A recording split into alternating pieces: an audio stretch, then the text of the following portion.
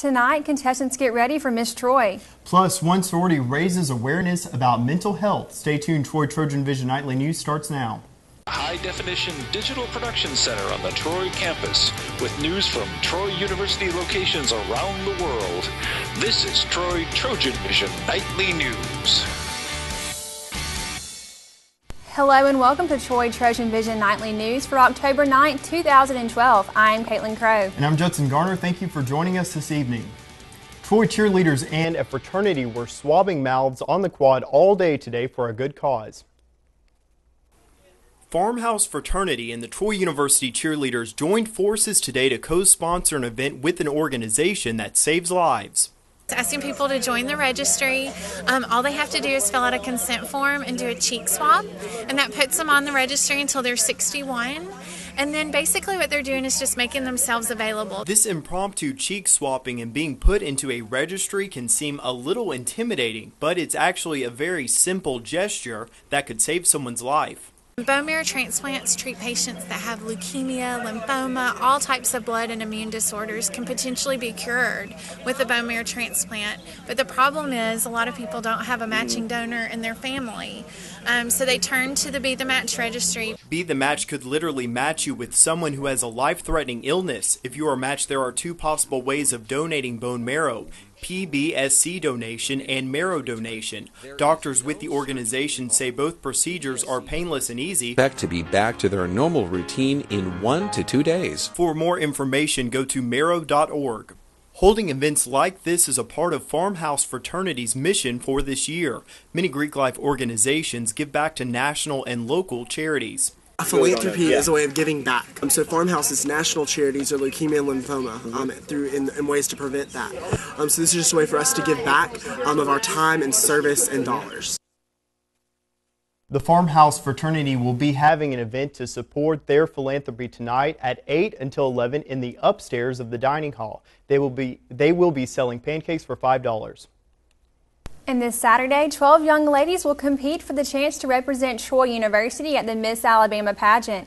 Deatra Montgomery gives us a look at this year's Miss Troy. This is a time of year where a number of girls practice and prepare for one night of lights and glam. Get ready for this year's Miss Troy pageant. Tonight is one of our first rehearsals for the 2013 Miss Troy University pageant. We have 12 contestants that are competing to be Miss Troy University. This is a Miss Alabama preliminary, and they'll compete in Miss Alabama in June. Keely Edwards won Miss Troy last year, and though she has to give up her crown, she hopes the lucky young lady who will be awarded as the new Miss Troy will have a strong sense of school pride. It's very bittersweet. If I could hold on to the crown, I would, but I hope the winner this weekend just has an appreciation for Troy and what it's done for her. Many people may think that a female must have one element to be on this stage and to be a part of Miss Troy: beauty. However, Drinkard states that beauty is only skin deep.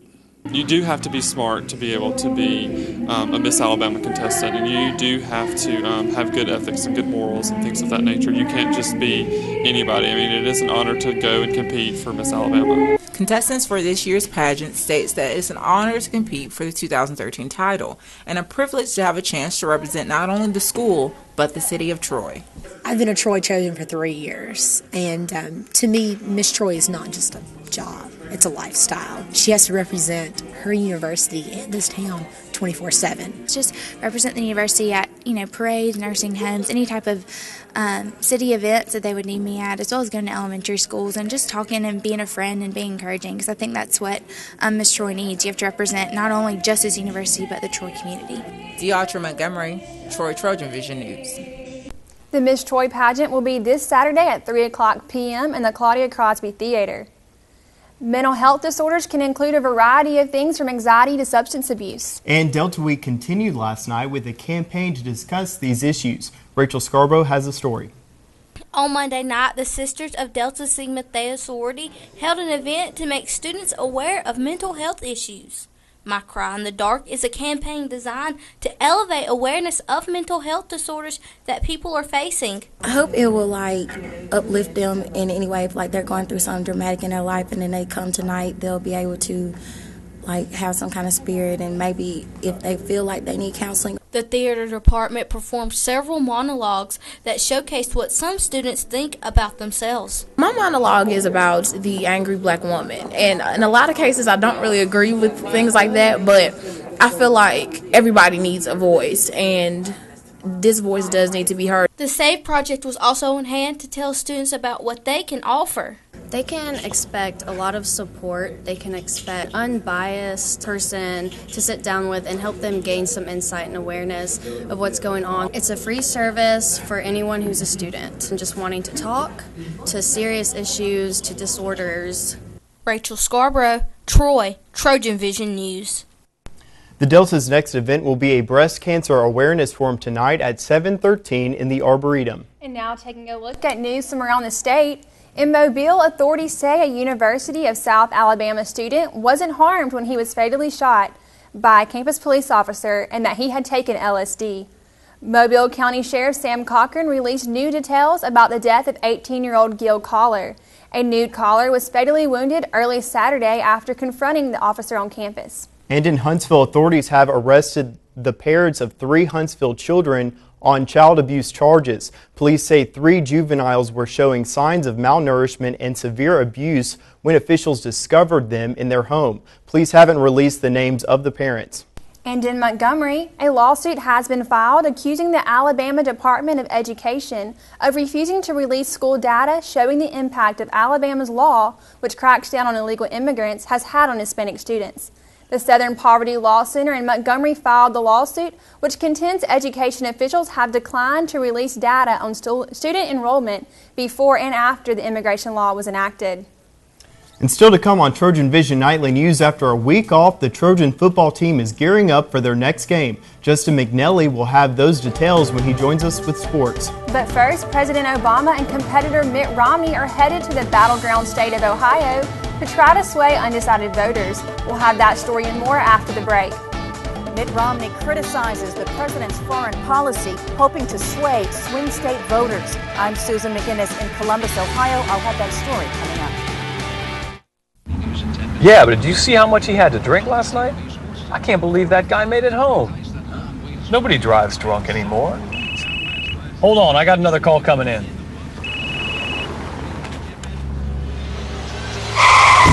While drunk driving rates have dropped greatly, negligent driving and speeding fatalities have skyrocketed. Someone dies every 13 minutes from negligent driving, so keep your hands on the wheel, your eyes on the road, and your phone put away. The path of my life, the way it took me, there was detours and things that had to be done, but I never lost the passion. I decided to continue my education and decided to do it here at Troy. But I've had a great support system with my teachers and my advisors, and I'll be forever grateful to them for that. On campus or online, Troy offers you an extraordinary education and a culture of caring. Troy University. It's all you need to know. My name is Deborah, and I choose Troy every day. From the high-definition digital production studios of Troy University, you're watching the award-winning Troy TrojanVision Nightly News. Now for a look at what's happening across the nation and around the world, we'll go to Caitlin Crow at the Global News Desk. Caitlin. Thanks, Judson. Jerry Sandusky was sentenced to at least 30 years in prison in the Penn State child sex abuse scandal. Randall Pinkston has the latest details and reaction from outside the courthouse in Belfont, Pennsylvania. Jerry Sandusky said nothing as he was escorted from the courthouse after being ordered to serve 30 to 60 years behind bars. The judge could have given him more than 400 years in prison for sexually abusing 10 boys over a 15-year period. He could have imposed a sentence of many centuries, and there's really no point to it. He imposed a life sentence. 3 of Sandusky's victims delivered emotional statements. One of them looked Sandusky in the eye. All of them held back tears. One victim said, quote, "I have been left with deep, painful wounds that you caused and have been buried in the garden of my heart for many years." Sandusky delivered a rambling 15-minute statement saying he was not guilty, that he wanted to hug his wife who was there to support him. He said he missed his family and his dog. He quoted Thoreau and referred to the movie Seabiscuit. Defense attorney Joe Amendola says Sandusky was originally going to use his statement to talk about his defense and his accusers, but Amendola says he advised Sandusky to stress his good qualities. So he rewrote his statement, I think, last night. And I think in rewriting it, I think what happened is it didn't have the same context that it would have had. Prosecutor Joseph McGettigan III calls Sandusky's statement self-centered. It was, in short, ludicrous and exactly what was to be expected of the deviant. The judge calls Sandusky dangerous and his claims of a vast conspiracy against him unbelievable. Sandusky will not be eligible for parole until he is 98 years old. In Bellefonte, Pennsylvania, Randall Pinkston, CBS News. President Obama and Mitt Romney have just 4 weeks left to make their case to voters. Both candidates plan to campaign in Ohio today, a state that could decide the election. Danielle Nottingham reports from the White House. With just 1 month until Election Day, Mitt Romney went to a family farm in the battleground state of Iowa looking for votes. The president has this idea that he wants to raise the tax rate from 35% to 40%, and that won't be good for farms. A new Pew Research poll of likely voters taken after the first debate shows the Republican with a 4-point advantage over President Obama. Before the debate, the president held an 8-point advantage. And I'll make sure our military is second to none in the world. I will not cut our military commitment. Romney has also been going after the president on foreign policy, saying he has failed to show leadership on the world stage. The Obama campaign dismissed Romney's claims, saying when it comes to foreign policy, the Republican has been clumsy. The Pew Research poll shows voters still favor President Obama on foreign policy. The president talked up his successes as commander-in-chief at a fundraiser in San Francisco. I said we'd refocus on the people who actually attacked us on 9/11, and today Al-Qaeda's on its heels and Osama bin Laden is no more. The Obama campaign is also out with a new ad, poking fun at Romney's plans to cut funding to PBS. I'm going to stop the subsidy to PBS. Mitt Romney taking on our enemies no matter where they nest. Both President Obama and Mitt Romney will campaign in Ohio this evening. Danielle Nottingham, CBS News, the White House. National polls show the race for the White House is neck and neck. The election could come down to those undecided voters in the battleground states. That's where the candidates are focusing their time and resources. Susan McGinnis reports from Columbus, Ohio. Mitt Romney told supporters in Iowa his policies will boost the economy. We're going to take back this country. We're going to keep it strong. We're going to get America going again. The Republican nominee is now headed for Ohio, where he will spend most of this week. The question Ohio families are asking is who can bring back the jobs? The Romney campaign is putting new emphasis on the state, and for good reason. No Republican has won the White House without carrying Ohio.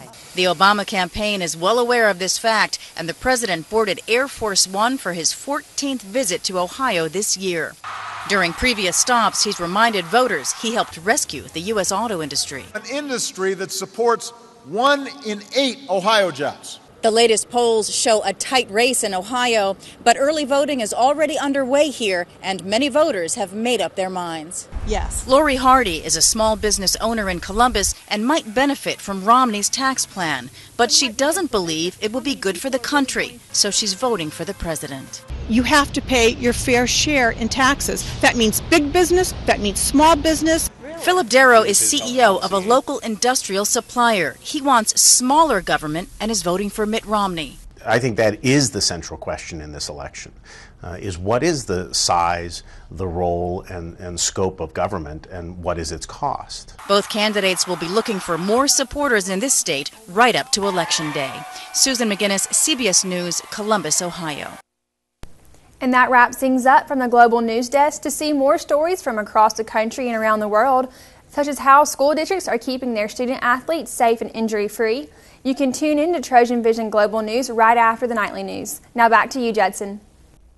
Thanks, Caitlin. And now Justin McNelly joins us for a look at sports. So, Justin, it looks like the football team is gearing up a little bit earlier than usual this week. That's right. The Trojan football team did not have a game this past weekend, and they won't have one this weekend either. It'll actually be this coming up Thursday at Veterans Memorial Stadium. But I'll get to that and more here in sports. This year's Trojan football team is all about redemption. After a 3-9 season last year, the Trojans are ready to redeem themselves against those teams that defeated them.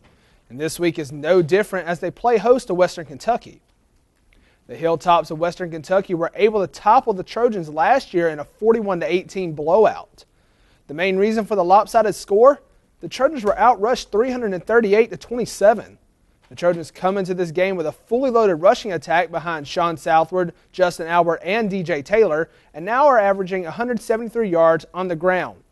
Trojan quarterback Corey Robinson knows how important the rushing game is to the success of the Trojans. Rushing attack, man, only helps us out, from the passing perspective. It'll bring those guys up and, not give them so much cushion to stop Chip from going deep, stop Eric and all those guys on the inside, from running right by them. So as long as we can get, Sean and Justin Albert and DJ, those guys, get moving forward, which they will, man, I think that's going to help us out. We have talked about it for the past week. The Trojans and the Hilltoppers are set to play Thursday night at 6:30 p.m. at Veterans Memorial Stadium. And the Trojans soccer team has their worst 15-game record since the 2009 season, when that team also started 6-8-1. In that season as well, the Trojans also had a 5-game losing streak in the middle of that season. This season, the Trojans are coming off a 6-game losing streak, and they were finally able to put that to rest with a 4-0 victory against Arkansas Little Rock. Head coach Chris Bentley says his team never got caught up with a losing streak. They just knew they needed to improve. We haven't got caught up with a losing streak by any means. I think we've gotten caught up with the fact that we need to improve. We've played some very good games in the midst of that, and we've played some games that were not so good. Honestly, 2 of them were not good results at all. But the other ones, I think we played very well. We just were on the wrong end of things. So not overly upset about that, and I think the girls know that too, and I think we can move forward in a very positive way. The Trojans hope to start another streak this weekend, of the winning kind, that is, as they travel to Tennessee to take on the Sun Belt leaders, Middle Tennessee State. And the Trojan volleyball team is having a season to remember, as they are off to one of the best starts in school history. Now 13-8 on the year, the Trojans have also improved their conference record to 4-2 after a split with the 2 Arkansas teams of the Sun Belt this past weekend. The Trojans have 10 games remaining on the schedule and need only 4 more wins to pass the record for most wins since joining the Sun Belt back in 2004. Trojans will hope to close in even closer on the school record as they play host to North Texas on Friday at 7 p.m. And the Trojan Rodeo team picked up some key points this past weekend in the Murray State University Rodeo. The women's team added a 2nd-place finish to their win last month. Cassandra Smith led the way for the Trojans, finishing 2nd overall, and the men's team improved from a last-place finish to a 5th-place finish in Murray. Albert McBride led the men's side with a 3rd-place overall finish. The Trojans will make a quick turnaround as they will take part in the University of West Alabama Rodeo this Thursday. And Troy University has hired a new coach to help assist with the football, baseball, and tennis teams. Brandon Sanders was hired to be the new assistant strength and conditioning coach at Troy. Sanders will assist Richard Shaughnessy with the football team while primarily working with the baseball and tennis teams. Sanders spent last year as the interim strength and conditioning coach for Florida State and was a graduate assistant there for the past 2 years. So as you can see, Judson and Caitlin, we got some big Trojan sports coming up this week. Maybe volleyball can continue their success, and maybe soccer can get back on the right track coming up into the conference season. And with a football game Thursday, I know everybody's looking forward to that. Yeah, a lot of things going on this week. Also, rodeo's in action Thursday as well. That's right. Rodeo team's doing good too. Maybe they can pick up some more wins. Yeah. Thanks a lot, Justin. Right, thank you. And coming up on Troy TrojanVision Nightly News, we'll learn about the Johnson Center for the Arts entertainment options for Pike County residents. But first, after a few days of cooler temperatures, things seem to be warming up again. How long will this trend last, Bree? Projections say these warmer temperatures will remain throughout the rest of the week. I'll have more coming up in weather. Bus driver, and I'm also a mom. During 17 years with Greyhound, I've covered over 2 million miles. My job is to safely bring families together. I love the open road, but I never forget that a drowsy or careless driver could be right around the next curve. Drunk driving is the deadliest of all. As a mom and as a bus driver, I have a message for you. If you drink, don't drive.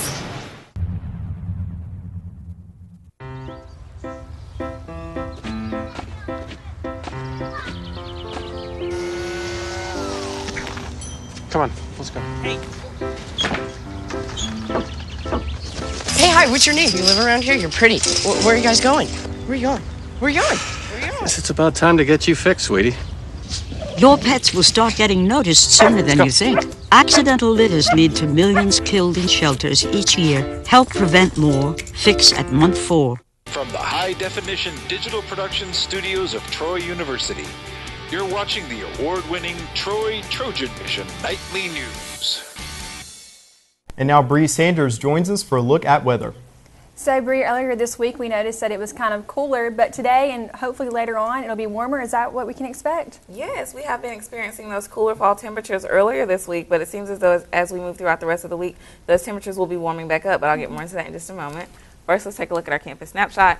Right now on campus, we see that it's a very beautiful day outside. No rain in our area, so if you're headed home or you just want to enjoy the quiet right now, that would be a perfect idea. Current conditions right now, we have sunny skies in our areas. Temperatures at 74 degrees, dew points at 51 degrees, humidity is at 44%, barometers at 30.10 inches and steady. Winds are coming in from the west at about 5 miles per hour. Today's stats, we had a high today of 76 degrees, a low of 54 degrees. There was no rain in our area. The sun rises at 6:43 a.m. and it should set at 6:19 p.m. Temperatures around the state. Overall, our state has some scattered temperatures right now. Mobile coming in with a high at 78. Huntsville with the low at 64, Birmingham at 69, Montgomery at 70, Troy at 73, Phoenix City at 72, and Dothan at 70. Looking at our temperatures around the southeast. In our area, like I said, we're experiencing some upper 60-degree temperatures, but as we move throughout the rest of the southeast here in the Carolinas, those temperatures decrease significantly into about the mid to upper 50s. Looking at our temperatures around the United States, here on the west coast in California, we can see they're experiencing some upper 60, lower 70-degree temperatures, about 30 degrees different from last week. Last week, they were definitely in the hundreds. Now they're back down to about the upper 70s, which is a good thing since those fall temperatures are definitely coming back into their area. Current surface map, we can see here they have that cold front pushing down here into the west, bringing in those cooler temperatures as well as this heavy to moderate rain system. So they are experiencing a little bit of rain in their area to add to those cooler temperatures. Taking a closer look in the southeast, we have a few low winds going on here, a few high pressure systems. We have a cold front that's pushing through the Atlantic Ocean that we saw a few days ago that brought in those fall temperatures. Departure from normal, we're about 9 degrees cooler than what we've been seeing lately. So although those temperatures have warmed back up in our area, we're still a little bit cooler than what we're used to seeing. Precipitation forecast for the next 48 hours in our area, we shouldn't be experiencing any rain. Actually, the southeast as a whole will remain clear except the tip of Florida right here in Miami. As we move into tomorrow, still no rain in our area, but we see that rain continues to linger here throughout the northeast. As we move into Thursday, still no rain, but we see those rain conditions coming in through the Midwest, possibly pushing towards the southeast. On Friday, that rain remains constant right there in the Midwest, gets a little bit heavier as we move back towards the West Coast. And on Saturday, still no rain in the southeast, but that rain gets a little bit heavier as we look towards the northeast here, almost moving into the Midwest. For tonight's forecast, we have clear skies in our area, winds light and variable coming in from the west-southwest at about 2 miles per hour with a low of 50 degrees. So tonight will be much like last night. It'll be very cool outside, so you may want to keep that jacket with you. For tomorrow's forecast, it'll be mostly sunny skies, winds light and variable coming in from the northwest at about 9 miles per hour with a high of 81. So tomorrow will be much like today. It'll be very warm outside, those warmer temperatures coming on back into our area. Looking at our 4-day forecast, like I said earlier, for tomorrow, that high gets to right at 81 degrees, at low of 48. So it will be getting a little bit cooler as we head into Wednesday night, but on Thursday, that high goes up to about 79. Low gets back into the lower 50s, right at 52. On Friday, that high gets back at 84, right there in the mid-80s again with that low of 60 degrees, about 10 degrees different from what we've been seeing lately at night. And on Saturday, that high gets to 85. So, Caitlin, we have been experiencing some cooler temperatures throughout the beginning of the week and even parts of last week, but those warmer temperatures are definitely coming back into our area. Not too warm, though. I know last week the highs kind of got around the 90 degrees. Now they won't get any higher than about the mid-80s, so we shouldn't have to worry about those summer conditions. Just the fall temperatures aren't here to stay just yet. Well, I don't know about you, but I'm not quite ready for fall yet. I like the warmer temperatures, so I'm looking forward to tomorrow and the rest of the week. I agree. All right, thanks a lot, Bree. You're welcome.